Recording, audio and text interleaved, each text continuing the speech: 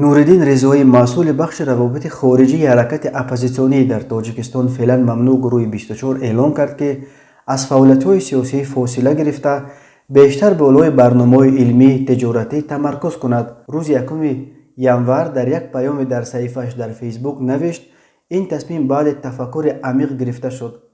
البته سبب‌ها زیادند.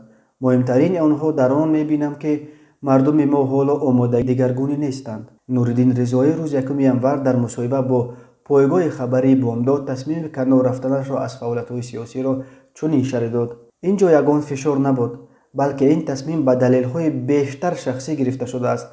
دلیل اساسیش البته این است که مردم ما هنوز برای تغییرات آماده نیستند.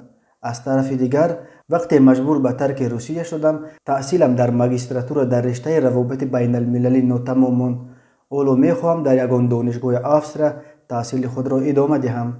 نوردین رضایی فرزند محمد سعید رضایی عضو ریاست حزب نیز در تاجیکستان فعلا ممنوع نهضت اسلامی سال 1987 در تاجیکستان به دنیا آمده رشته سیاست شناسی دانشگاه کویت را ختم کرده است و از زمان تأسیس گروه 24 یکی از اعضای فعال آن بود.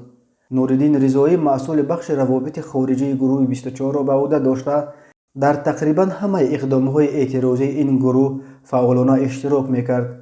رضایی به بامداد گفت فاصله گرفتنش از فعالیت‌های سیاسی به معنای ترک گروه 24 نیست.